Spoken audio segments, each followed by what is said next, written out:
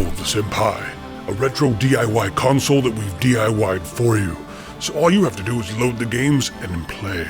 And yes, this is more powerful than the Raspberry Pi. Play all your old games all the way up to N64 and PS1, and all you need to do is load the games and play. If you like media, we've also installed Kodi. More information at noticemesenpai.com. It is not time to trust EA, and it is not time to buy their games. All right, so EA has released a statement about all the microtransactions and all the drama, and they've decided to remove the microtransactions from the new Star Wars Battlefront 2 game for now.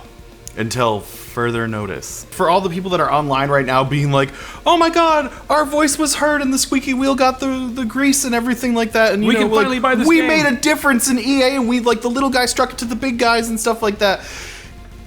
EA did not fix the problem for you. They just placated it for you. They're not actually listening to you or trying to help you out in any way. What's really happening here is they are postponing the microtransactions, and they're going to figure out a new way to do it. So they're almost like an animal testing a fence. You remember, like Jurassic Park, the animals would test the dinosaurs would test. You never test in the same spot twice. That's what's happening. EA is testing the audience right now. They're saying, like, okay, well, we went too far. They can't take this. So right now they're going to reformulate things and try it again. Let's look at EA's track record this year.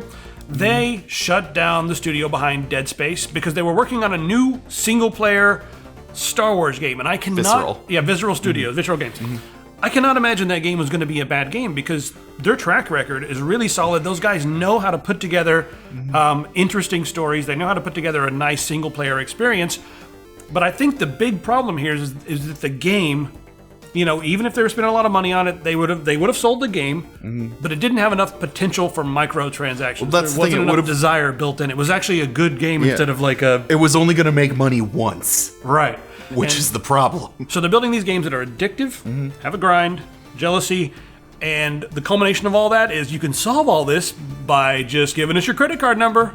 That's their new game. Then you can get Boba Fett and you will win. So basically what's going to happen is probably shortly after the holiday season is over, they're all of a sudden going to roll this all back out now that everyone who was originally angry then bought up the game and said, oh, well, EA listens to us, and all the kids that got it for Christmas and stuff like that, and they're going to conveniently roll those right back out again right after everyone has it, so all of a sudden you can just buy it back up again. And basically what they're trying to do is, like Logan said, they're doing the, you know, animal testing, the fence thing, and what they're going to try to do is trying to figure out what kind of microtransaction will be acceptable for everyone. They're not actually trying to make the game better or anything. They're just trying to figure out what way they can disguise getting money out of you is going to be the best way to do it where everybody's happy.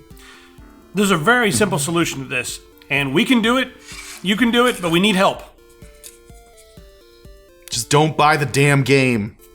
That's it. There you go.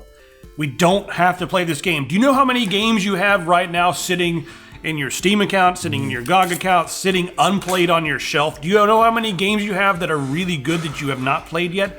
Play those.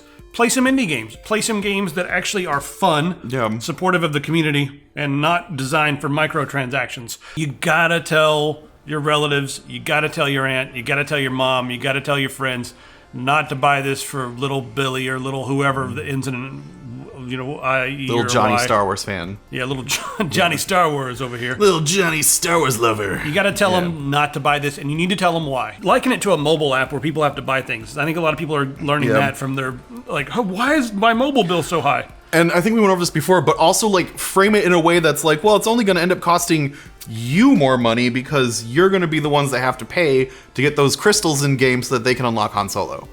When the crystals become available again soon. Yes. So, I mean, this is really only just so they can make their holiday sales. They want to do anything they can to get the initial sales, and I bet the executives were like, I don't care what happens, just get the game sold. Our stock right now is down 7%. Get it sold. I don't care if you have to take half the content out. I don't care if you have to change the game.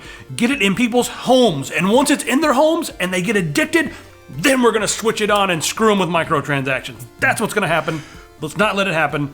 Stay away from EA games. Yeah, they're basically trying to get this back in a positive light before the new Star Wars movie comes out so that they can ride the popularity wave of that and hopefully see an increase in sales when that happens. let me put this in a way that Star Wars fans could completely understand. It's a trap. Jesus.